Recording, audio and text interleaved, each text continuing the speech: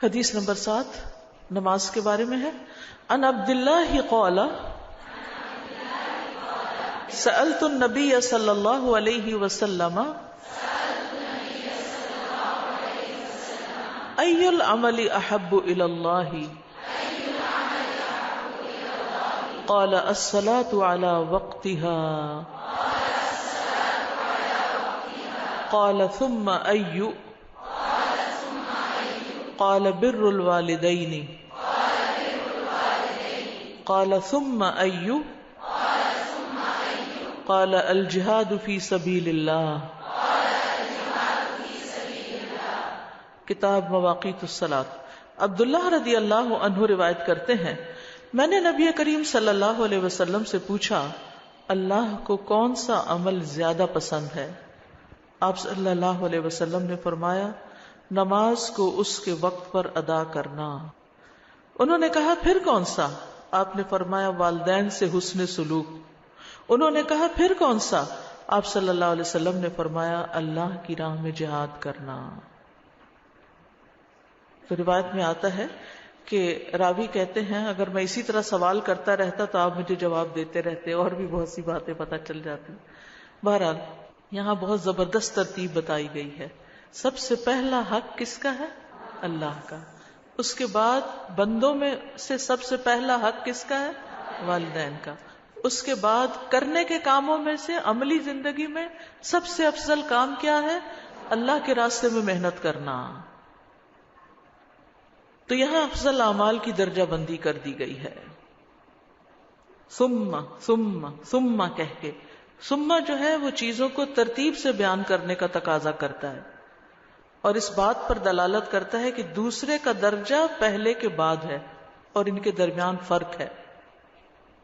قرآن مجید میں بھی آتا ہے نا وَقَضَىٰ رَبُّكَ أَلَّا تَعْبُدُوا إِلَّا إِيَّاهُ وَبِالْوَالِدَيْنِ إِحْسَانًا. تمہارے رب نے فیصلہ کر دیا کہ اللہ کے سوا کسی کی عبادت نہ کرو اور عبادت میں سب سے اہم ترین رکن کیا؟ نماز. اور پھر والدین کے ساتھ اچھا سلوک کرو. لیکن یہاں صرف نماز کا حکم نہیں دیا گیا بلکہ کیا کہا گیا؟ الصلاۃ علی وقتها. وقت پر نماز پڑھنے کی اہمیت ہے. بہت سے لوگ نماز تو پڑھتے ہیں لیکن لیٹ کر کے کبھی آگے پیچھے دو جمع کر کے اور کبھی قضا کر کے. تو اس میں اصل چیز جو پسندیدہ ترین عمل ہے اللہ تعالیٰ کے نزدیک وہ وقت پر نماز پڑھنے کا ہے. جیسے سورۃ النساء میں آتا ہے ان الصلاۃ کانت علی المؤمنین کتابا موقوتا. بے شک نماز ایمان والوں پر ہمیشہ سے ایسا فرض ہے جس کا وقت مقرر کیا ہوا ہے. یہ اوقات کی پابندی سکھاتی ہے, یہ ٹائم مینجمنٹ سکھاتی ہے. بہت سے فائدے ہیں لیکن جب موقوت کی قید آ گئی تو پھر اس سے بڑھ کر ٹائم مینجمنٹ اور کوئی نہیں. آپ دیکھیے بہت سے لوگ وقت کی پابندی نہیں کرتے, چاہے کلاس میں آنے کا معاملہ ہو یا کسی شادی دعوت میں آنے کا معاملہ ہو یا کسی کے گھر میں کوئی اپائنٹمنٹ ہو یا کسی ڈاکٹر کے پاس. جہاں کہیں ہمیں پتا ہوتا ہے کہ ہمارا کام نہیں ہونے کا وہاں تو ہم پھر بھی وقت کی پابندی کر لیتے ہیں. لیکن جہاں ہماری عام طور پر لوگوں کے ساتھ کوئی کمٹمنٹ ہوتی ہے تو عموماً ہم اس کی پرواہ نہیں کرتے. سوری وہ ٹریفک جام تھا, سوری وہ ایسا ہو گیا ویسا ہو گیا, کوئی نہ کوئی بہانہ کر دیتے ہیں.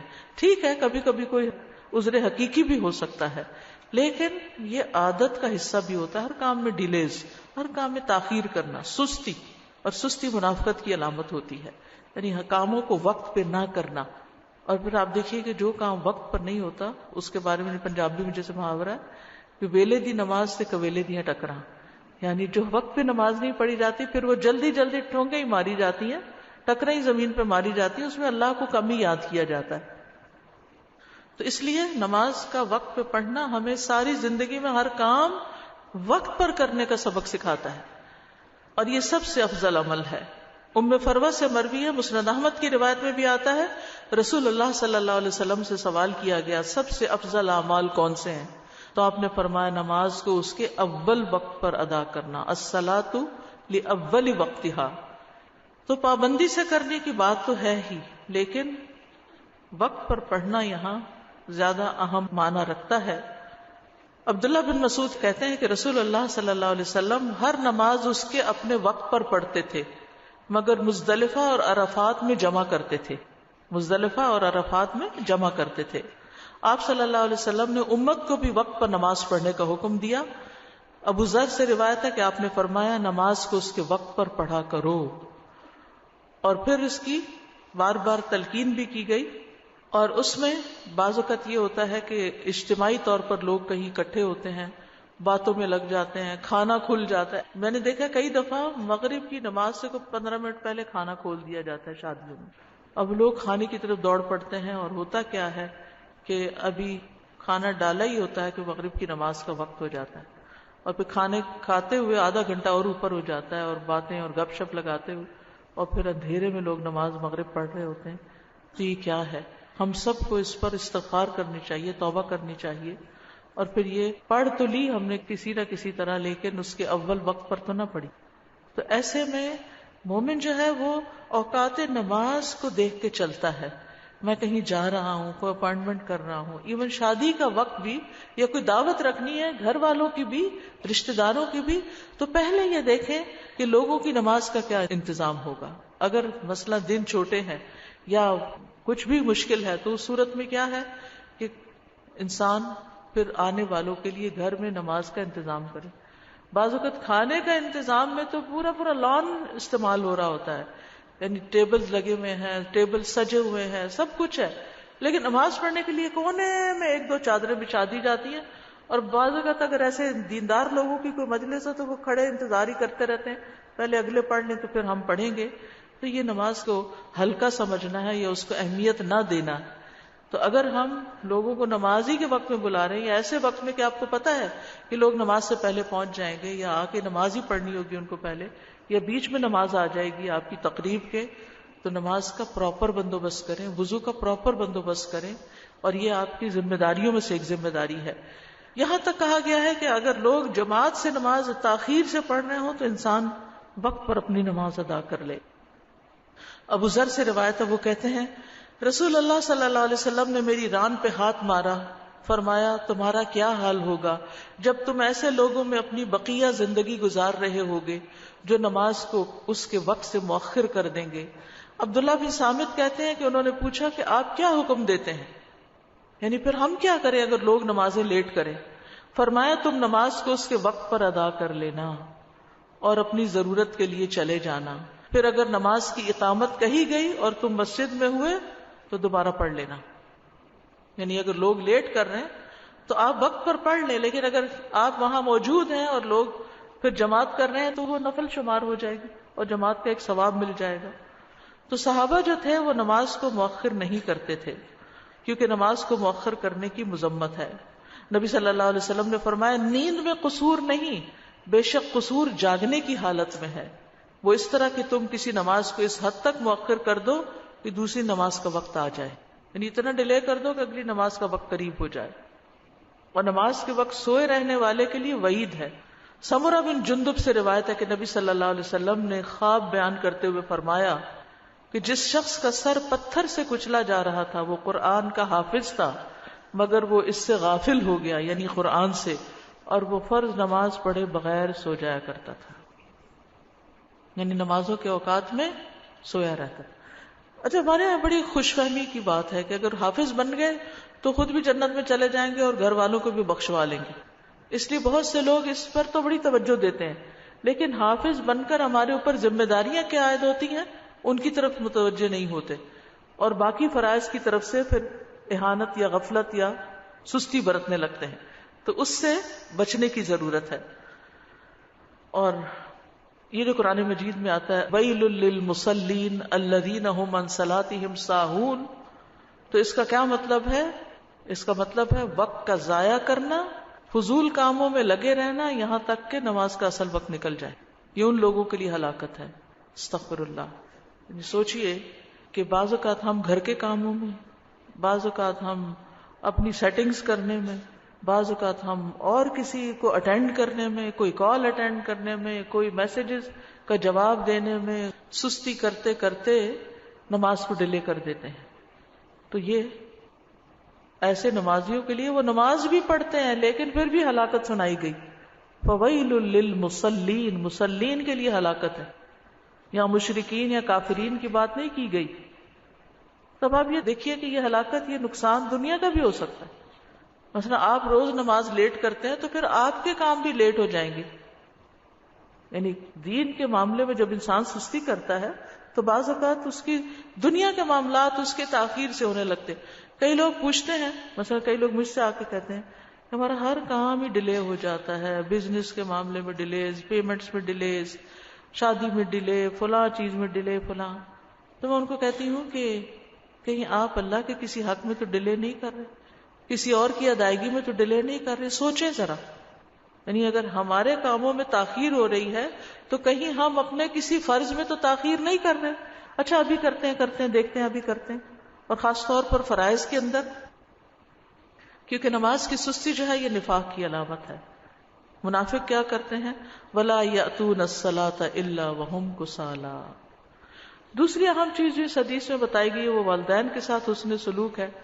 اس کا تاکیدی حکم ہمیں دیا گیا ہے. والدین کے ساتھ حسن سلوک جنت میں داخلے کا باعث ہے. والدین اگر کافر بھی ہوں تب بھی ان کے ساتھ حسن سلوک کرنا چاہیے. اور پھر آپ دیکھیے اس حدیث میں ترتیب کیا بتائی گئی ہے، والدین کی خدمت جہاد سے بھی افضل ہے. اگر آپ کے والدین آپ کی خدمت کے محتاج ہیں اور آپ کو وقت نہیں مل رہا دین کے لیے کچھ کام کرنے کا، بہت بیڈ ریڈن ہو گئے ہیں، محتاج ہو گئے ہیں، ضرورت مند ہو گئے ہیں، آپ کے بیمار ہو گئے ہیں، تو ایسی صورت میں ان کو لک آفٹر کرنا پھر آپ سے فریضہ جہاد کو بھی ساقط کر دیتا ہے. تیسرا کام، جب آپ نے اپنی نمازیں، اپنی ذاتی زندگی کی اصلاح کر لی، اپنے فرائض پورے کر لیے، والدین کو بھی دیکھ لیا، پھر تیسری چیز آتی ہے آپ کو اللہ کے راستے میں کام کرنا. اور جہاد کا معنی بہت وسیع ہے. اپنے نفس سے جہاد بھی جہاد ہے، اور دین کی تعلیم اور تبلیغ بھی جہاد ہے، اور اس کے علاوہ اور بھی کئی چیزیں جہاد فی سبیل اللہ میں شامل ہے. جیسے حج کا سفر بھی جہاد فی سبیل اللہ ہے، اور قتال بھی جہاد فی سبیل اللہ ہے. رسول اللہ صلی اللہ علیہ وسلم نے فرمایا مجاہد وہ ہوتا ہے جو اللہ کی اطاعت کے معاملے میں اپنے نفس سے جہاد کرے. اپنے نفس سے جہاد بھی جہاد ہے. رسول اللہ صلی اللہ علیہ وسلم نے فرمایا اللہ عز و جل کی ذات کی خاطر تمہارا اپنے نفس اور خواہش سے جہاد کرنا افضل جہاد ہے. پھر اسی طرح ایمان کامل اس شخص کا ہے جو اللہ کی راہ میں اپنی جان اور مال سے جہاد کرتا ہے. اور اللہ کے راستے میں نکلنا ایک صبح یا شام دنیا و ما فیہا سے بہتر ہے. اور اللہ کے راستے میں جہاد کرنا جنت کے دروازوں میں سے ایک دروازہ ہے جس کے ذریعے اللہ انسان کو غم اور پریشانی سے نجات دیتا ہے. یعنی دین کے راستے میں نکلنا ڈپریشن کا علاج ہے، غموں کا علاج ہے. اور آپ اس کو محسوس کریں گے کہ گھر میں آپ ہیں، اکیلے بیٹھے ہوئے ہیں، دنیا کے کام کاج کر رہے ہیں، آپ کا دل پریشان ہے، آپ کسی خوف اور پریشانی کا شکار ہیں، لیکن جو ہی آپ اللہ کے راستے میں نکلتے ہیں، پڑھنے نکلتے ہیں یا پڑھانے نکلتے ہیں یا اسی طرح کے کسی کام، یعنی دین کی کسی خدمت میں لوگوں کو جمع کرنے یا لوگوں کے کسی کام، تو کیا ہوتا ہے آپ کو اپنا غم ہی بھول جاتا ہے. آپ کو یہ بھول جاتا ہے کہ آپ کو کیا پریشانی لاحق ہو رہی تھی. تو اس لیے جو شخص بھی کسی طرح کے بھی مسئلے کا شکار ہے وہ اپنا کچھ نہ کچھ وقت ضرور اللہ کے راستے میں وقف کرے، اپنی جان اور اپنا مال اس کام کے لیے ضرور لگائے. جی استاذہ، یہ حسن سلوک میں اگر والدین ہو اور شوہر ہو تو پھر عورت پہ شوہر کا حق زیادہ ہے یا والدین کا حق زیادہ ہے؟ شوہر کا حق زیادہ ہے. شادی کے بعد شوہر کا حق زیادہ ہے. لیکن اس کا یہ مطلب نہیں کہ ماں باپ کو بلا دیا جائے، ان کو آپ دعاؤں میں یاد رکھ سکتے ہیں، مالی مدد کر سکتے ہیں. استاذہ مجھے نا اس میں ابھی ایک چیز یاد آتی تھی کہ اللہ کے رسول نے اتنی خوبصورت اس کی ایک وہ اسٹیپ بائی اسٹیپ بتایا. تو کوئی 2 سال پہلے میں دورہ قرآن کروا رہی تھی تو ایک خاتون آئی اور وہ بہت دکھی تھی اس بات پہ کہ میرا جو بیٹا ہے وہ بہت دیندار ہے اور وہ اتنا زیادہ فوکسڈ ہے کہ جیسے کل میری بیٹی کا ٹیسٹ تھا، بہت ضروری میڈیکل کا انٹری ٹیسٹ تھا اور جمعے کی نماز کا وقت تھا، تو اس نے مجھے سڑک کے بیچ میں اتار دیا اور کہا کہ اب آپ دونوں جہاں مرضی جائیں، میری تو نماز نکل رہی ہے. تو استاذہ میں دیکھ رہی تھی کہ ہم بھی بہت افراط و تفریط کا شکار ہو جاتے ہیں پھر اس میں. اور مجھے اس میں یہ بھی ذہن میں آ رہا تھا کہ ہم جب دین کا کام کرنے کے لیے نکلتے ہیں ہم خواتین، تو ہمارے گھر میں اگر کوئی پیشنٹ ہے، کوئی بیڈ ریڈن ہے، وہ بے شک ہمارے پیرنٹس بھی ہوں، ہم بسا اوقات ان کو بھی اگنور کرتے ہیں اور ہمیں لگتا ہے بس یہ جو دین کا کام ہے یہی سب سے اوپر ہے. جی اس سچویشن میں جو انہوں نے راستے میں اتار کے کہا میری نماز ہے، انہیں چاہیے تھا وہ گھر سے وقت سے پہلے نکلتے، پہلے ان کو ڈراپ کرتے پھر اپنی نماز بھی پڑھ لیتے, دونوں کام ہو جاتے.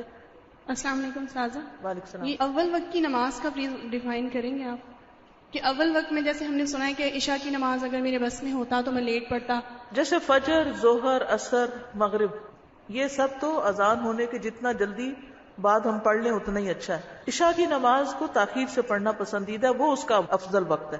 ٹھیک ہے, اول نہیں افضل وقت ہے. جی السلام علیکم. وعلیکم میرے والدین فوت ہو چکے ہیں, میں ان کے لیے کچھ کرنا چاہتی ہوں. آپ مجھے تھوڑا سا راستہ بتا دیں کہ میں ان کے کون سا ایسا کام کروں کہ جو ان کو بہت زیادہ اجر مل سکے. سب سے آسان کام تو ان کے لیے دعائیں کرنا ہے.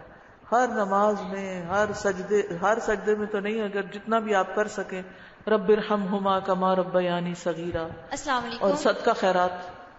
استاذہ میں فقہ القلوب کے لیکچر میں ایک بات تو انہوں نے بہت خوبصورت کی تھی کہ جو نماز میں خود کو اپنے رب کے تابع نہیں کرتا وہ اپنی زندگی میں بھی نہیں کر سکتا. تو یہاں پہ پسندیدہ جو عمل بتایا گیا وہ سب سے پہلے نماز کا بتایا گیا. تو جتنی خوبصورت نماز ہوگی اتنے خوبصورت ہمارے زندگی کے عمل بھی ہوں گے, زندگی اتنی آسان ہو جائے گی. کیونکہ نماز یعنی کہ ساری زندگی میں ریفلیکٹ کرتی ہے نا, اس کی کچھ حکمتیں ہیں جس وجہ سے اللہ نے اس کو اتنا امپورٹنٹ قرار دیا ہے. السلام علیکم ورحمۃ اللہ وبرکاتہ. وعلیکم. استاذ میرا کوشچن ہے کہ والدین سے میں جیسے کہ کیٹیگریز بتائی گئی ہیں, ایک تو ہمارے والدین وہ ہیں جنہوں نے ہمیں پیدا کیا, دوسرا وہ والدین جو ہمارے شوہر کے یعنی ساس سسر جو ہم بنتے ہیں, اور استاد بھی ہمارا والدین کے ہوتے ہیں. اس میں ایک مجھے سمجھ نہیں آتی کہ آج کل ایک بہت ٹرینڈ ہے کہ ہم لوگ اپنے ساس سسر کو وہ ویلیو پیرنٹس کی نہیں دیتے, اپنے پیرنٹس کا جو وہ ہے تو ہم ان کی طرف رش کرتے ہیں کہ انہیں ہماری ضرورت ہے, جبکہ ان کا آج کل کی خواتین کا بہت ٹرینڈ ہے کہ یہ ان کی ذمہ داری ہماری ذمہ داری نہیں, ان کی صرف بیٹے کی ذمہ داری. یہ ایسے لوگ دین کو سمجھتے نہیں, ایسے لوگ دین کو سمجھتے نہیں. جو دین ہمیں ہمسائے کے اتنے حقوق بتاتا ہے کہ گویا وہ وراثت میں شریک کر دیں گے نبی صلی اللہ علیہ وسلم, تو وہ گھر میں رہنے والے ساس سسر کا کیا حق بتائیں گے. با جماعت نماز, حدیث نمبر 8, یہ مردوں کے لیے ہے. چونکہ یہ کتاب بچوں کے لیے بھی تھی تو اس میں لڑکے بھی ہو سکتے ہیں, تو ان کو بچپن سے ہی با جماعت نماز کی تاکید کرنی چاہیے. ان عبداللہ ابن عمر ان رسول اللہ صلی اللہ علیہ وسلم قال صلاۃ الجماعت تفضل صلاۃ الفرد ب27 درجہ. کتاب الاذان. عبداللہ بن عمر رضی اللہ عنہما سے روایت ہے کہ رسول اللہ صلی اللہ علیہ وسلم نے فرمایا, با جماعت نماز اکیلے شخص کی نماز سے 27 درجے زیادہ فضیلت رکھتی ہے. 27 میں یا مسنگ ہے حمزہ کے ساتھ, یعنی تفضل کا مطلب ہے, فضل کا مطلب ہوتا ہے زائد ہونا, یعنی عام نماز سے اس کا درجہ زیادہ ہو جاتا ہے, اجر زیادہ ہو جاتا ہے. یا دوسرے لفظوں میں جماعت کے ساتھ پڑھی جانے والی نماز 27 نمازوں کے برابر ہو جاتی ہے. با جماعت نماز جو ہے یہ جنت میں مہمانی کا باعث ہے. نبی صلی اللہ علیہ وسلم نے فرمایا, جو شخص مسجد میں صبح و شام جاتا ہے اللہ جنت میں اس کی مہمانی کا سامان کرے گا جب وہ صبح و شام مسجد میں جائے گا. کتنی بڑی فضیلت ہے. اپنے بچوں کو بتائیے اور ان کو ابھاریے اس بات پر, شوہر کو بھی بتائیے, بھائیوں کو بھی بتائیے, والد کو بھی بتائیے. نبی صلی اللہ علیہ وسلم نے فرمایا, جو مسلمان مرد مسجد کو نماز اور ذکر کے لیے اپنا ٹھکانہ بنا لے, یعنی نماز کے بعد ذکر بھی بیٹھ کے وہاں کرے, اللہ اس سے ایسے خوش ہوتے ہیں جیسے غائب گھر آئے تو اس کے گھر والے اس کے آنے پہ خوش ہوتے ہیں. یعنی جیسے کوئی سفر سے واپس گھر آتا ہے نا تو گھر والے بہت خوش ہو جاتے ہیں کہ شکر واپس آ گئے. ایسے ہی اللہ تعالیٰ اس بندے سے خوش ہوتے ہیں جو دنیا کے کام کاج چھوڑ کے مسجد کی طرف واپس آتا ہے اور پھر آ کے نماز پڑھتا ہے اور ذکر کرتا ہے. پھر گزشتہ گناہوں کی معافی کا ذریعہ ہے کہ جو شخص وضو کرے, اچھی طرح وضو کرے, پھر فرض نماز کے لیے مسجد کی طرف چلے اور امام کے ساتھ نماز ادا کرے تو اس کے گزشتہ سارے گناہ بخش دیے جاتے ہیں. حج کے برابر ثواب ہے. رسول اللہ صلی اللہ علیہ وسلم نے فرمایا, سنن نبی داؤد کی روایت ہے, جو اپنے گھر سے وضو کر کے فرض نماز کے لیے نکلے تو اس کا ثواب احرام باندھنے والے حاجی کے ثواب کی طرح ہے. وہ بھی تو اللہ کے گھر کی طرف, حرم کی طرف نکلتا ہے نا, اور یہاں یہ مسجد کی طرف جا رہا ہے. اور جو چاشت کی نماز کے لیے نکلے اور اسی کی خاطر تکلیف برداشت کرتا ہو تو اس کا ثواب عمرہ کرنے والے کی ثواب کی طرح ہے. اور ایک نماز سے لے کر دوسری نماز کے درمیان میں کوئی لغو کام نہ ہو، بیکار فضول، تو وہ علیین میں لکھی جاتی ہے. کتاب مرقوم ہے نا، وہاں لکھے جاتے ہیں اعمال. فجر اور عشاء جماعت سے ادا کرنے پر پوری رات کے قیام کا اجر ملتا ہے، جیسے ساری رات کسی نے قیام کیا ہو. اس کے برعکس جو لوگ جماعت چھوڑتے ہیں ان پر نبی صلی اللہ علیہ وسلم کا غصہ بھی ہے. آپ نے فرمایا مجھے اس ذات کی قسم جس کے ہاتھ میں میری جان ہے، میرا ارادہ ہوا کہ میں ایندھن جمع کرنے کا حکم دوں، پھر نماز کے لیے آذان دینے کا کہوں، پھر امامت کے لیے کسی اور کو کہوں، اور میں ان لوگوں کے پاس جاؤں جو جماعت میں شریک نہیں، اور ان کے گھروں سمیت ان کو جلا دوں. اور آپ کو پتا ہے جلنے کا عذاب، جلنے کی تکلیف، جلنے کی سزا سب سے سخت ہوتی ہے. قسم اس ذات کی جس کے ہاتھ میں میری جان ہے، اگر تم میں سے کسی کو معلوم ہو کہ مسجد سے موٹی ہڈی یا اچھے پائے ملیں گے تو وہ ضرور عشاء میں حاضر ہو. یعنی جہاں آپ نے دیکھا ہوگا کہ دین کی بھی وہ مجلس ہے جہاں پتہ ہو یہاں کھانا ملے گا تو لوگ خوشی سے حاضر ہو جاتے ہیں. تو مسجد میں بھی اگر کھانا مل رہا ہو تو لوگ کھانے کی نیت سے آ جائیں گے، لیکن نماز کا جو اجر و ثواب سمیٹنا ہے وہ ان کو نظر نہیں آتا، اس لیے اس سے سستی کر لیتے ہیں. باجماعت نماز کی اہمیت کا اندازہ اس سے بھی ہوتا ہے کہ حالت جنگ میں بھی باجماعت نماز ادا کرنے کا طریقہ سکھایا گیا ہے.